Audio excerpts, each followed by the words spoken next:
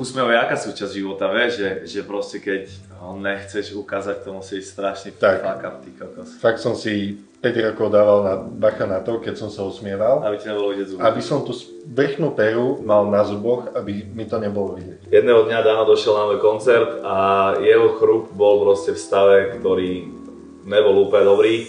A ja som bol samozrejme opitý, keďže to bolo po koncerte. Povedal som mu také veci, akože nechutne, ale svojím spôsobom som naznačil, že by sa mal tie zuby začať starať, lebo to nevyzerá úplne dobre. No a na druhý deň mi to došlo tak ľúto a tým, že viem, kde pracuje, pretože robí s telefónmi a vždycky, keď sa mi rozdrbe telefón, tak navštívim jeho.